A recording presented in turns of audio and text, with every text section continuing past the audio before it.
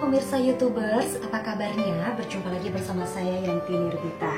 Pada kesempatan kali ini saya ingin memberikan beberapa sedikit ilmu aja terkait dengan bagaimana sih cara membaca dubbing berita yang sesuai dengan beritanya gitu. Kebetulan di sini ada macam-macam, ada yang soft news, ada juga yang hard news. Teman-teman mungkin udah tahu ya, kalau soft news itu berarti berita-berita yang bisa dikatakan bukan berita-berita yang keras, bukan berita-berita kriminal, tetapi lebih kepada berita-berita yang soft gitu. Jadi seperti berita jalan-jalan, lalu juga berita-berita tempat wisata, nah itu termasuk dengan soft news. Tapi kalau hard news itu seperti berita-berita penting, berita-berita kenegaraan, lalu juga berita-berita kriminal dan juga berita-berita terkait dengan bencana-bencana yang terjadi saat ini. Nah pemirsa, kita lihat aja yuk dubbing saya seperti apa.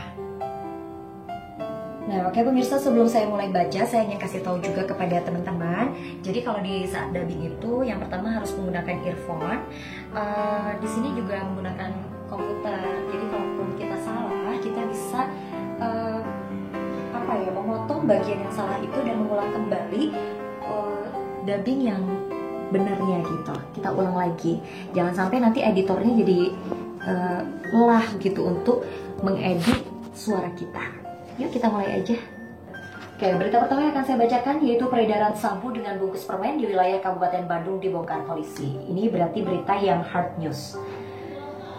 Inilah 3 tersangka yang diduga sebagai pengedar narkotika jenis sabu saat digiring jajaran Res Narkoba Polres Bandung, Jawa Barat.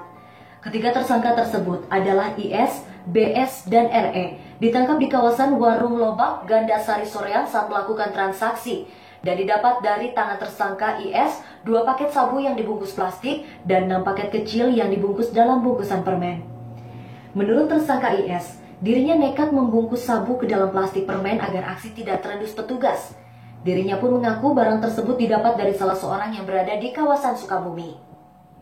Guna mempertanggungjawabkan semua perbuatannya, ketiga tersangka terpaksa harus mendekam di sel tahanan Polres Bandung dan terancam hukuman 20 tahun karena melanggar pasal 114 ayat 2 dan pasal 112 ayat 2 tentang narkotika. Tim Liputan, Kabupaten Bandung, Jawa Barat. Nah, mungkin seperti itu cara membaca untuk berita atau hard news. Kini kita beralih ke berita-berita yang soft news, teman-teman. Nah, saya akan mencontohkan membaca berita yang soft news. Ini judulnya anak-anak di Kota Bandung saat ini sedang demam olahraga sepatu roda. Dengerin ya. Hobi game online yang mewabah di lingkungan anak-anak mendapat perhatian serius dari para orang tua. Bahkan, orang merasa khawatir terhadap buah hatinya kecanduan game online. Di Kota Bandung, banyak cara yang dilakukan para orang tua untuk mengalihkan anak-anaknya dari kecanduan main game online. Salah satunya dengan cara mengalihkan si buah hatinya terhadap permainan sepatu roda yang kini tengah mewabah di Kota Bandung.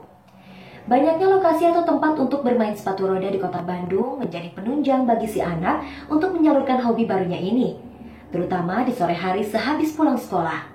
Seperti yang terlihat di Taman Balai Kota Bandung dan kawasan Cibaduyut. Setiap sore hari atau hari libur sekolah, banyak dikunjungi kaum remaja dan anak-anak untuk bermain sepatu roda. Menurut Dedi, salah satu orang tua anak sengaja mengajak anaknya untuk bermain sepatu roda guna mengalihkan kebiasaan anaknya dari permainan game online. Ratna berharap anaknya bisa melupakan game online yang tengah merambah di lingkungan anak-anak. Nah, mungkin segitu aja ya pemirsa, contoh dari 2 berita yang saya bacakan.